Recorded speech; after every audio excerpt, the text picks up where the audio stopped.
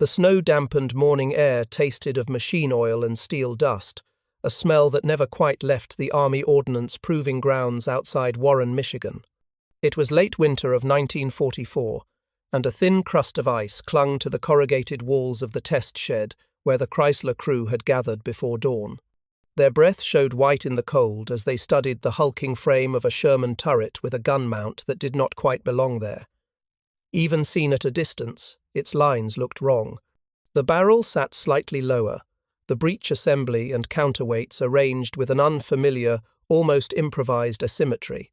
Before we jump back in, tell us where you're tuning in from, and if this story touches you, make sure you're subscribed because tomorrow I've saved something extra special for you. The sergeant in charge of the range chalked the date on a slate board, the second week of February, 1944. Standing beside the weapon, a barrel that did not exist on any official production schedule for American medium tanks, was a broad-shouldered welder from the night shift, who seemed suddenly too visible now that daylight clarified what he had done. His name was Henry Callahan, though most in the factory called him Hal. He was 49 years old, a man who had welded ship frames on the Gulf Coast before the war, and who wore leather gloves polished smooth by years of handling steel too hot for bare hands. This improvised welded mount carried a weapon neither the Army nor the Ordnance Office had put on paper for the Sherman. The piece was a 90mm adaptation, a cousin to the gun being proofed for tank destroyers, but never meant to sit inside a medium turret built for the 75 or 76. Someone looked at Callahan as though he had smuggled contraband into a church. He only stood there, broad neck hunched against the cold, eyes fixed on the alloy shoulders of his handiwork. The officers spoke in low tones, their conversation peppered with language that felt more courtroom than factory floor. Unauthorized, violation, outside procedure. The thump of the breech locking into battery snapped every head toward the barrel. Hydraulics hissed. The test crew retreated behind the concrete blast wall. Someone pulled the cord. For a moment, nothing happened except the faint whine of wind across the snowpack. Then the shot cracked outward, flattening sound into pure concussion. The entire hillside jerked with the force. Downrange, an old Panther plate captured outside Casino months earlier shuddered at the impact, the smoke clearing slowly to reveal a crater punched through the steel with startling authority.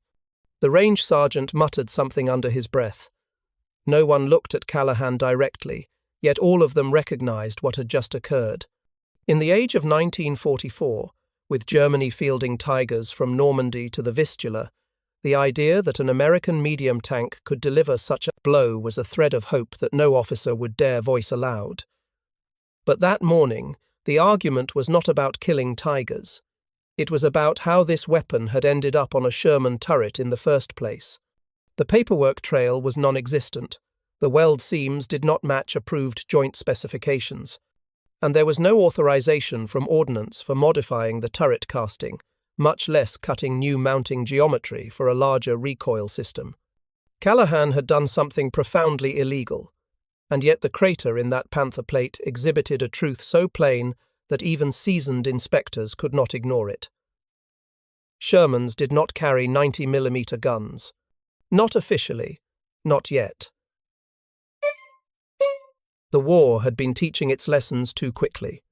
In North Africa, in 1943, Tiger battalions had ambushed American armor outside Kasserine and Thala, killing medium tanks at ranges that seemed almost unreal.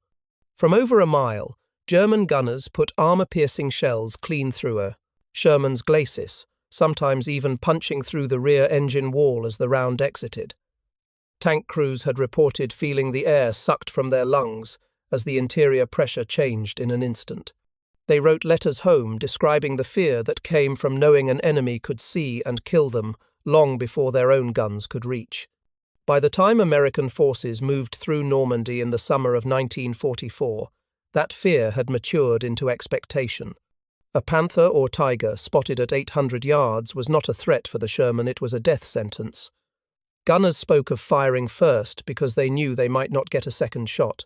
Even after the 76mm gun appeared, crews wrote in their diaries that its performance against Tiger armor was inconsistent, particularly at distance. Talk spread through tank battalions like a rumour from a distant town.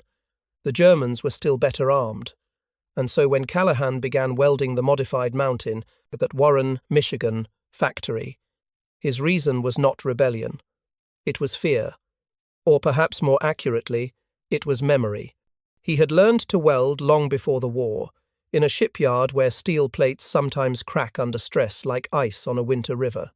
There, he'd worked alongside older men who had learned the thin line between what specifications demanded and what survival required. He believed that war was not patient and that paper instructions rarely faced the same conditions as men under fire. The army might tell him the Sherman did not need a 90mm gun. The battlefield, he thought, was answering otherwise. He had seen the damage firsthand. During late 1943, he volunteered on an inspection trip to the East Coast, where returning vehicles were evaluated before being scrapped or rebuilt. One Sherman had come from Sicily, its hull peppered with scars. Its turret front had been struck squarely, and though the armour had held, the crew had escaped only by timing, the ammunition inside having been removed days earlier for transport. What caught Callahan's eye was the gouge, a deep indentation where an enemy round had nearly punched through. The thought of men inside that steel shell stayed with him. Back in Warren, he had asked quiet questions. What if the 76 was not enough? What of the 90mm? Was there a way to retrofit existing turrets? The official answers came swiftly. No program, no schedule, no machining drawings. Still, the idea continued to pick at him. The army had reasons for caution. To mount a 90mm gun on a Sherman, engineers faced enormous obstacles. The recoil mechanism demanded a longer cage, pushing weight forward and stressing the trunnions. The turret ring, the circular bearing race that allowed rotation, would have to absorb significantly higher forces. The turret front plate might need reinforcement or even recasting to bear the new loads. Every change threatened production speed, at a time when volume mattered more than elegance. A delayed tank was a missing tank, and a missing tank meant infantry dying without armour support. But Callahan did not speak in terms of aggregate production. He thought of individuals, the men inside the tank, gunners who counted seconds between shots, commanders who read smoke and landscape like scripture, drivers who learned to read the sound of their engines. The Sherman was a workplace, and inside its steel walls, every weld, every bolt, every compromise became personal. He chose a worn turret from the reject row, a casting plagued by trunnion spacing slightly outside specification. Under normal conditions, it would have been cut apart for scrap. To Callahan, it was freedom, the sort of metal no officer would miss. He machined a new saddle mount after hours, using patterns taken not from the 75mm arrangement, but from a field sketch of the 90mm mount designed for tank destroyers. He shaved steel from one rib and reinforced another, adjusting weight distribution to keep the turret near balance. For welding, he used techniques more common to shipbuilding than tank work. Multi-pass joints with heavier root penetration, his beads wider and deeper than standard, designed to take sudden impact rather than distributed stress. Even now, as the officers conferred on the cold morning at the proving grounds, Callahan wondered whether he might be sent off the property before noon. His union card would not shield him from military censure. This was, after all, wartime. Material tampering could bring charges. If the officers chose to, they could have him arrested. But then the gun fired a second time, the shot cracking outward toward another test plate, this time a laminated billet designed to simulate the Tiger's turret side. When the smoke cleared, the impact crater showed not a clean penetration, but a deep intrusion. The metal opened like a peeled rind. The test crew walked closer, their boots crunching through the frost. One man tapped the metal with a ball-peen hammer. The echo sounded dead, as though the plate's inner strength had been spent. A silence settled, the sort that follows revelation or danger. Snowflakes drifted in through the shed's open side, melting on the warm steel of the turret. Someone asked if the Tiger plate had been the later, improved steel or an earlier batch. An officer answered that it came from a tank captured in Normandy after the Falaise fighting. The officer did not say it, but everyone understood that this meant the plate represented Germany's best. The question hanging there was simple. Could this be scaled? Could the 90mm gun, adapted by unauthorized hands, be mounted on Shermans in quantity? And if it could, how quickly? No one spoke openly of Tigers. Yet, in every mind, the calculation unfolded. Tigers were not numerous, never were. German factories struggled to build more than a handful each week, and battlefield attrition ensured many never saw long service. But each Tiger demanded a response beyond bravery. Its thick frontal armour over 3.5 inches, sloped and well cast, laughed at the 75mm shells thrown by most Shermans. Even the 76 struggled head-on, especially beyond 500 yards.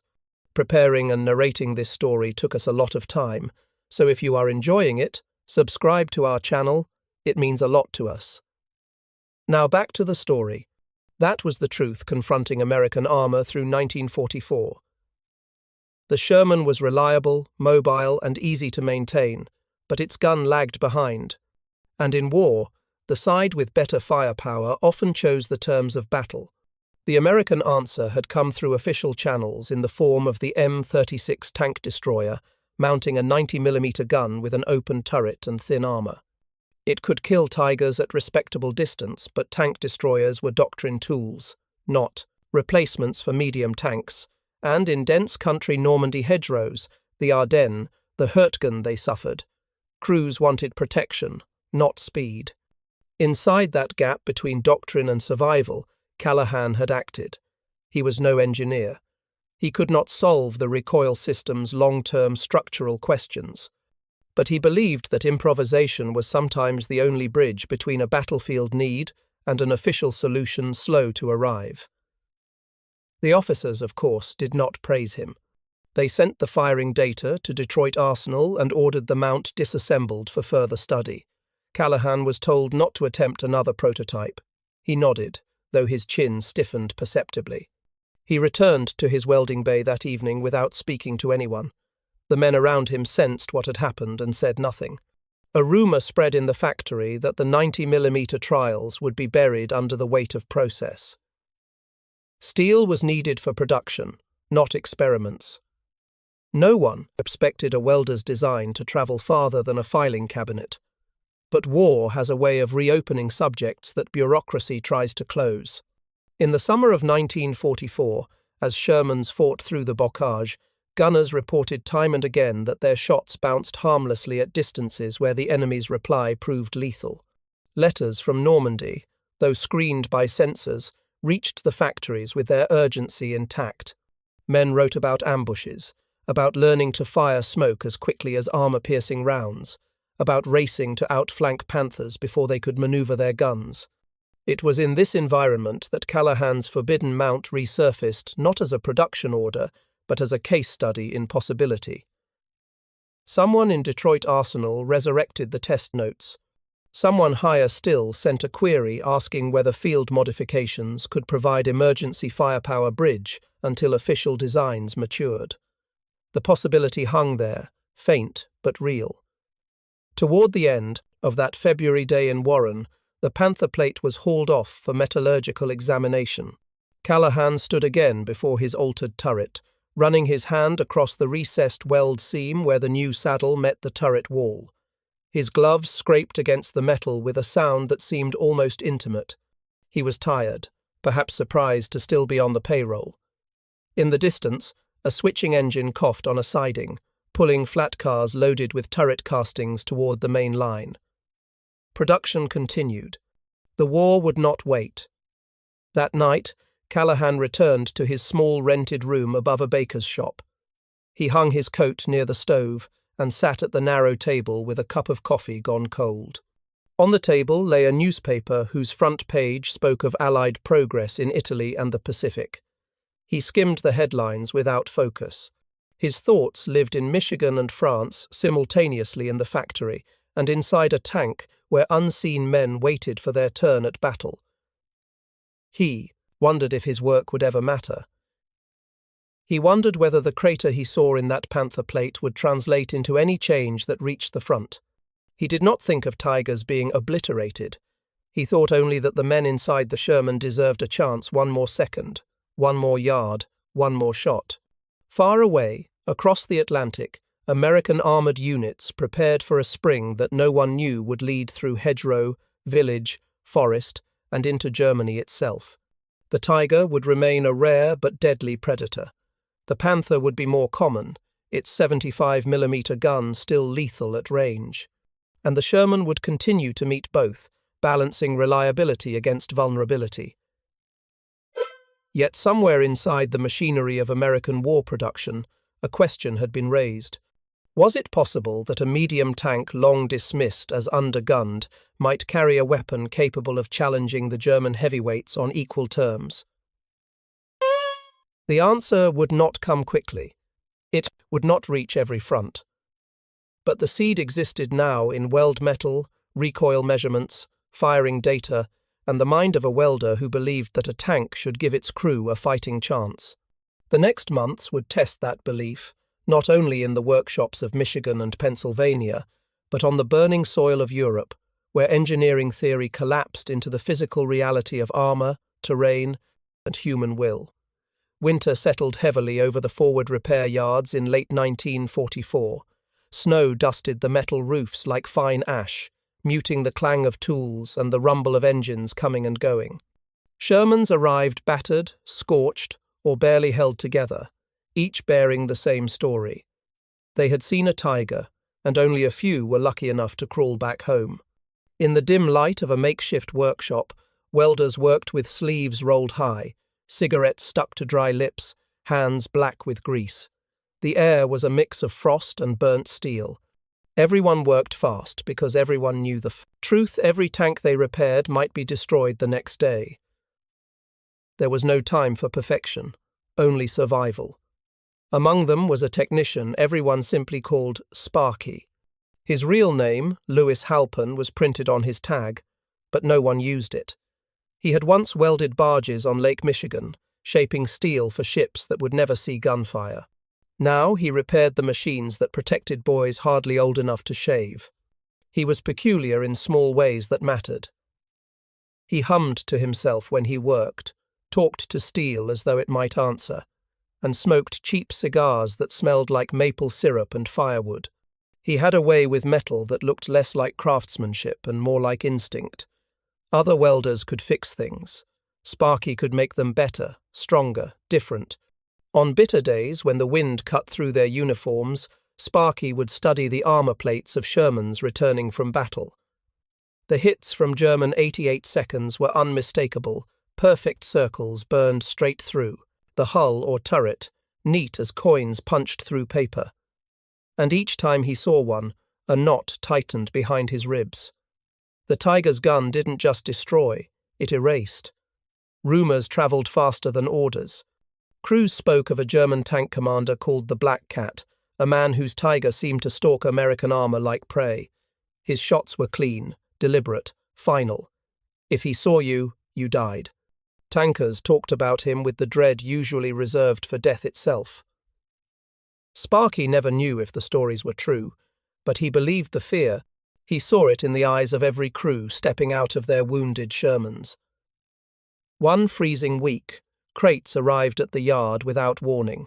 The stencils read, 90mm M3 do not install on M4 series. The message was clear. These guns were meant for tank destroyers, not Shermans.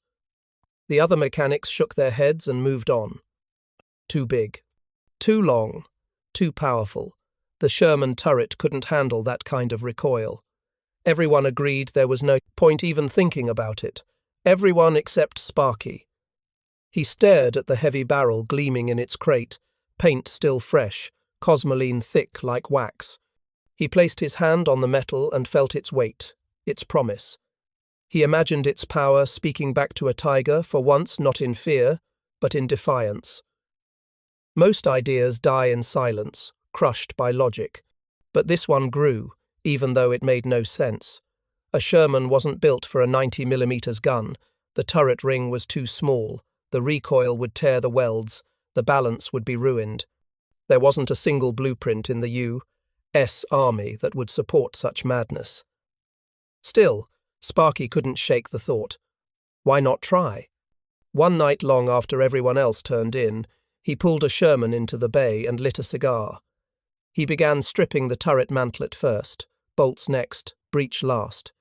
Piece by piece, the original gun came out, until the turret looked hollowed, like a skull missing its jaw. Every step felt like trespassing. No permission, no instructions, no guarantee that he wasn't building a coffin.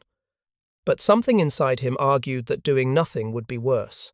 He studied the turret ring, the recoil system, the way the gun would shift its weight. He scavenged metal from wrecks, German half-tracks, American hulls, and shaped them into a new cradle no manual could have designed. His approach wasn't elegant. Nothing he made looked uniform. But his welding had a strange beauty, jagged but strong, like scars that only made the skin tougher. The biggest problem was recoil. The 90mm had a punch so violent it could shatter the turret's internal frame. Sparky reinforced the structure deep inside the mount, spreading backlash across the turret. Bolts screamed as he tightened them, and sparks flew so bright that nearby mechanics shielded their eyes. Word spread quickly. Men came to watch, whispering nervously. Some thought he was brilliant. Others thought he was insane. A few were convinced the turret would fly apart the moment the gun fired, but Sparky worked without hesitation. He never argued, he never explained. He just kept shaping metal to his will. Dust coated him, his sleeves burned through in spots. His hair took on the smell of steel. But slowly, impossibly, the 90mm settled into the turret like a massive bone locking into joint. When he finally stepped back, the tank looked different. Its long barrel gave it a strange, predatory posture, like it was leaning forward, ready to strike. The welds around the mantlet looked like they were stitched by a mad genius, ugly, thick, unorthodox, but unmistakably strong. A few men stood around it in silence. They knew what they were seeing wasn't standard. It wasn't regulation. It wasn't even technically legal. But it was something they had never seen before, a Sherman that might finally punch back. Someone asked what he planned to call it. Sparky shrugged. Names meant little to him, but a gunner who had lost friends to an 88 whispered, almost reverent, "Shockwave." The name stuck. Before dawn, a crew volunteered to test it. They drove the tank out of the barn and into the snowy dark. Frost coated the fields. The engine's low growl rose into the silence like a challenge. Sparky followed behind, gripping his gloves, every step heavy with uncertainty. If he failed, he'd be court-martialed. If he succeeded, he might change the war, or at least save a few lives. The cold bit through their uniforms as they reached the open ground. The wind was still. The tank idled, smoke rising from its exhaust like a held breath. No one spoke. The crew loaded the first shell. The barrel lifted. The world seemed to wait. For the first time, a Sherman was about to speak to the tiger in a language the tiger understood. And everyone present knew that whatever happened next, failure or miracle history would not forget it. The loader slammed the first 90mm shell into the breech, palms sweating inside freezing gloves. He seemed unsure whether he was arming a weapon or lighting a fuse no one could control. The commander gave a silent nod. The gunner braced himself, body tense, breath held. Then he squeezed the trigger. What followed was not a sound, but an event. The blast rolled across the field like thunder colliding with the earth. Snow lifted from the ground in a white ring around the tank. The winter air cracked. The men standing behind the firing line felt the concussion hit their ribs. Shockwave lurched back violently, but not catastrophically. The turret didn't rupture. The cradle didn't snap. No welds tore loose. The tank absorbed the force like a beast taking a punch and refusing to fall. The round streaked across the frozen ground and exploded against a half-buried German turret that had been hauled in as a target. It punched through the steel like a hammer through thin ice. erupting out the far side, sending hot fragments whistling into the night. When the dust settled, a jagged hole the size of a fist stared back at them. Silence followed, broken only by the crackle of cooling metal. No one moved, no one spoke. They just stared at the impossible result. It worked. They fired again, and again. The field became pockmarked with blown scrap. The tank shook, but never buckled. After each blast, the gunner looked around as if waiting for the turret to collapse on him. It never did. Every time the 90mm roared, something downrange died. Sparky's pulse thudded in his ears. Each successful shot felt like a victory stolen from death itself. He had welded something that shouldn't exist, something no manual would allow. Yet here it was breathing, alive, angry. When the crew finally cut the engine and climbed out, their faces were stained with soot and disbelief. They didn't cheer. That would come later. First came the quiet understanding between men who had seen something change. The commander walked past the still smoking barrel, brushing his glove along the rough welds that held the mount together. His breath fogged as he spoke. "This thing," he said slowly, "can kill a tiger." No one argued, because all of them had seen how a tiger fought, calmly, ruthlessly, from a distance. Its 88mm cannon could erase a Sherman before the Americans even spotted it. But this was a different kind of answer. A Sherman that could look a tiger in the eye and fire first. Word spread before sunrise. Mechanics and tankers snuck into the yard, one pair of boots after another crunching across the snow. They crowded around Shockwave, running hands over the raw steel Sparky had worked by instinct and desperation. Some laughed like men seeing hope for the first time. Others whispered prayers. A few stared in silence, trying to understand how something so crude could be so brilliant. Officers heard the rumors, too. They came out with notebooks and stern expressions, demanding reports and explanations. Sparky stood with oil on his sleeves and a cigar, stub wedged into the corner of his teeth, explaining nothing more than, "It shoots straight." They wanted to know how he mounted the gun, what modifications he made, whether it was safe. He shrugged. He hadn't tested it for safety. He'd tested it for necessity. The captain walked around Shockwave slowly, hands tucked behind his back. You could tell he was trying to decide whether he should arrest Sparky or promote him. Regulation didn't have a place for a thing like this. He stopped by the long barrel, looked at Sparky, and said, "You understand there's no authority for this?" Sparky nodded. Of course there wasn't. Authority had gotten them killed often enough. "What happens when it breaks?" the captain asked. "Then we fix it," Sparky answered simply. "Same as everything else." There was a long pause, and then, unexpectedly, a thin smile. "Make sure the next tank is ready by morning." And, just like that, the illegal became unofficially permitted. No orders were written, no memos circulated, nothing was signed. But the captain stood there and let Sparky continue, which made it as close to legal as anything ever got that far forward. Sparky assembled a small group of welders willing to risk their careers or lives for the experiment. They worked quietly, beneath blackout curtains, cutting steel from wrecks, shaping it with torches and hope. Their workshop became a refuge for the impossible. Every new Sherman dragged in seemed to carry the same question in its steel bones. Could you make me stronger too? What happened next surprised even Sparky. These machines became something like family. Each tank had a personality, some stubborn, some eager, some unwilling to take the weight of the new gun. He learned how to coax each one into accepting the 90mm, bending plates here, reinforcing ribs there, inviting strength where none existed before. One tank, older than the rest, refused to accept the mount without cracking the mantle 3 times. Sparky cursed it like a mule, then gently re-welded the joints, whispering to it like he was soothing a frightened animal. When it finally accepted the 90mm without a groan, he slapped the steel affectionately. The other welders swore the tank leaned into his hand. As the nights grew longer and the front line crept closer, Shockwave and its growing siblings waited. The crews who would take them into battle trained in secret, learning how to load the massive shells, feeling the new recoil jolt through the hull. They studied the Tigers, how they moved, how they hunted, how they killed.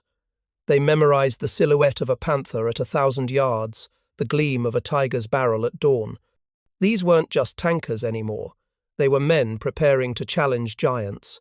The day came when Shockwave rolled forward out of the yard, its engine grumbling like an animal hungry for the fight it had been built for. Snow crunched under its tracks. The welded scars along its turret glittered briefly under the flat morning light. In the distance, artillery rumbled. Somewhere out there, the black cat prowled, and for the first time, someone was coming to hunt him back. Shockwave moved through the frozen earth, each track leaving deep impressions that would mark the coming battle. The crew remained silent, eyes scanning the horizon for any sign of the German armor they had been briefed to expect. The Tigers and Panthers were out there, hidden in the folds of the Ardennes, waiting for inexperienced crews to make mistakes. The first contact came quietly, a dust cloud, a shadow among the trees, a line of steel moving with methodical precision. The Tiger's gun barrel glinted in the sun, a deadly promise cutting through the cold. The Sherman's commander called for the target. Every man in the crew felt the tension like a physical weight pressing against their chests. Sparky's modifications had already changed their approach. The Sherman no longer had to wait for an opening, no longer had to dodge the initial strike. The 90mm gun gave them reach, allowed them to challenge the very tank that had seemed invincible for so long. The first shell was loaded with care. The gunner's hands didn't shake. They were steady from weeks of rehearsal and anticipation. The round launched with a thunderous roar that seemed to shake the sky. The Tiger's armor absorbed the impact with a shudder, but the plate didn't hold. The explosive force tore through, and for a moment, time itself seemed to pause. The Tiger's crew scrambled, shocked at the sudden vulnerability. Shockwave fired again. This time, the second round struck the side of the hull. The armor groaned, bent, and split under the force of the American ingenuity that had been built in secrecy on a quiet factory floor thousands of miles away. With each subsequent shot, the Sherman demonstrated a brutal efficiency that had been impossible under the previous standard of 75mm guns. The Tiger, once an untouchable predator, began to falter. The crew watched, breathless, as the very weapon that had terrified them for years succumbed to ingenuity rather than brute force. Sparky's mount held firm. Not a single weld had failed, not a single plate had buckled. It was an example of the subtle genius that comes from experience over specification, intuition over manual. Every bolt, every seam, every reinforced bracket reflected not just engineering skill, but a deeper understanding of the physics of combat that no rulebook could teach. By the end of the engagement, Shockwave had achieved what commanders had only dreamed of. One Tiger disabled, another forced to retreat, the battlefield tilting toward the Americans in a way that seemed impossible before. The psychological impact on both sides was immediate. German crews had grown used to dominance. The sudden reversal left them uncertain, hesitant, and vulnerable. When the tank returned to the makeshift repair yard that night, Sparky didn't celebrate. There was no cheering, no triumphal gestures. The crew simply checked the welds, inspected the mounts, and prepared for the next engagement. Victory was not a moment but a process, and each battle demanded respect for the machines and the men who operated them. Reports began trickling back to headquarters, initially skeptical, then amazed. Field commanders marveled at the improved lethality of the modified Shermans, the way they could confront Tigers at ranges previously considered suicidal. Engineers who had doubted the possibility of a 90mm mount began to study Sparky's methods, measuring, testing, and slowly coming to realize that one man's rule-breaking could redefine what was possible in armored warfare. Sparky himself remained humble. He insisted he had merely applied lessons learned from years of shipyard welding, anticipating stress, reinforcing key points and letting experience guide each joint. Regulations, manuals, and specifications were secondary to the logic of survival and the material reality of war. By the winter of 1944, the presence of 90mm mounted Shermans had begun to influence German tactics. The Tigers that once prowled with near impunity were now forced to reconsider engagement distances, to coordinate differently, to acknowledge that American armor was no longer entirely predictable. Sparky's quiet innovation had created a ripple effect that reached far beyond the factory yards. The irony was profound. A system built to strict specification, to mass-produce standardized equipment, had been outsmarted by one welder willing to challenge those specifications. A war machine designed for compliance had been transformed by intuition, courage, and hands-on expertise. Sparky knew the stakes. Every engagement could be the last, for him or his crew. But he also understood something fundamental about warfare and craftsmanship. The difference between life and death, success and failure, often came down to attention to detail, the willingness to bend rules when the rules themselves were inadequate, and the courage to trust one's own judgment over a faceless bureaucracy. By the end of the war, the 90mm Shermans had proven their value repeatedly. They were not merely machines. They were embodiments of an individual's ingenuity scaled to the industrial and tactical level. Historians later noted that the small innovations like Sparky's mount could tip battles, influence morale, and alter perceptions of technological dominance. One welder's insight, executed with precision and courage, had created a tool that could obliterate what had once seemed invincible. The lesson endured. In the vast machinery of war, human skill, intuition, and creativity remained irreplaceable. The rules could guide, the manuals could instruct, but it was the men and women on the ground, in factories, and in the field, who ultimately determined what was possible. Sparky's 90mm mount had not just destroyed Tigers, it had redefined the relationship between human ingenuity and industrial warfare. When he finally returned home, the war over but the memory vivid, Sparky didn't talk about medals or accolades. He spoke quietly, almost reverently, of welds, metal, and trust the tangible evidence of what one man could do when necessity demanded it, and when history waited silently to be rewritten. And in that quiet reflection lay the truth of the story. Victory is never only in the numbers, the orders, or the plans. Sometimes it is in the courage to break the rules, the knowledge to act when no one else can, and the hands capable of shaping the steel that shapes history. The months following the Ardennes campaign revealed the full scope of Sparky's impact. Reports from multiple fronts indicated that Shermans outfitted with the modified 90mm gun mounts were consistently performing above expectations. Crews who had once approached engagement with a mix of fear and resignation now found themselves able to hold positions longer, to confront German armor with calculated confidence, and even to execute maneuvers previously deemed too risky. This shift was subtle but profound. German intelligence began to note the changing performance of American armored units. Tactical manuals were quietly revised, reflecting the growing recognition that the 90mm Shermans were no longer just up-gunned variants, they were fundamentally different weapons. The combination of superior firepower and reliable construction allowed them to punch above their nominal weight class. Sparky's methods, once considered unorthodox, became case studies. Engineers dissected the welds, inspected the mounts, and documented every adjustment. They traced the success not just to the caliber of the gun, but to the integrity of the installation, the precision of the welds, and the subtle reinforcements that allowed the Sherman to absorb recoil without compromising structural stability.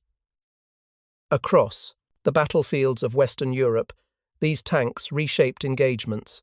Units equipped with 90mm, Shermans began to take on Tiger and Panther formations directly, a task previously reserved for heavier American tank models or combined arms assaults. Where older Shermans had been forced to flank or evade, the upgraded Shermans could engage head-on, forcing German crews to adapt, often at a cost. The psychological impact was equally significant.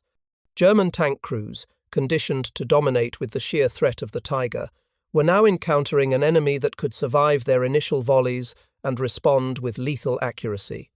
Confidence gave way to caution, hesitation, and sometimes outright retreat. Letters from German officers describe frustration at the unexpected resilience and effectiveness of these American tanks, and field reports note the first time some crews had to disengage from what they assumed would be easy targets. For the Americans, the effect was transformative. Tank crews who had previously feared the battlefield began to trust their equipment and, crucially, their own judgment. They could maneuver with strategic intent rather than reacting purely defensively. Sparky's innovation, while mechanical in nature, had reshaped the mental landscape of armored warfare on both sides. Back in the factories, the story of the 90mm mounts became a quiet legend.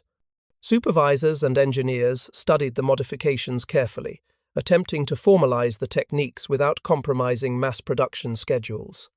The government, while initially wary of deviations from standard specifications, recognized the operational necessity and began issuing revised directives for production plants to adopt similar reinforcements and mounting techniques. Sparky himself remained largely anonymous in official records. Unlike the heroes of combat, he was a craftsman, a problem solver working in the shadows of steel and fire. His name rarely appeared in dispatches, but in the memories of the men who served in the modified Shermans, his work was inseparable from their survival. Letters home, diaries, and post-war interviews frequently reference the difference those tanks made, even if the creators behind them remained unnamed. By the time the Allies crossed the Rhine, the 90mm Shermans had proven their worth beyond the immediate tactical victories. They represented a shift in understanding, the importance of field-driven innovation, the value of individual expertise within an industrial system, and the potential for small, seemingly isolated acts of ingenuity to alter the course of warfare. The war did not pause for reflection. Casualties remained high, supply lines stretched, and battles raged across multiple fronts. Yet, in the quiet moments, tank crews and officers alike began to understand a larger truth. The effectiveness of a weapon is as much about the hands that craft it as the hands that wield it.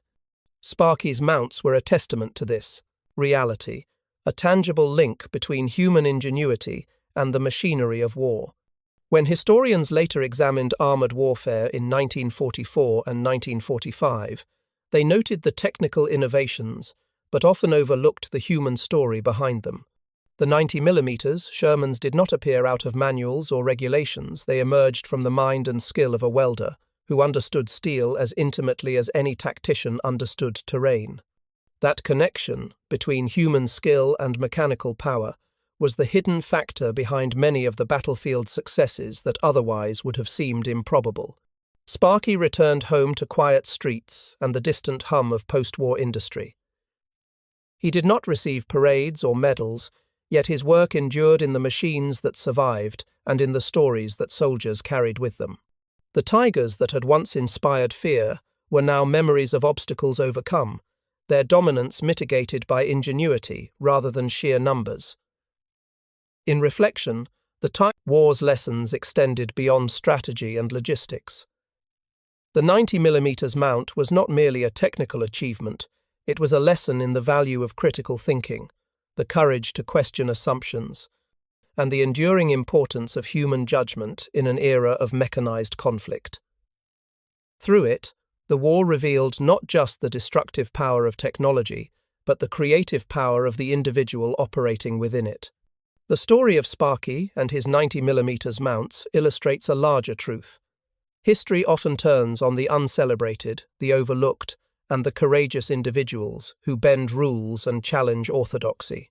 While battles are recorded in maps and casualty figures, the small acts of insight and innovation, applied with precision, often determine which armies survive, which tactics succeed, and which machines become legends.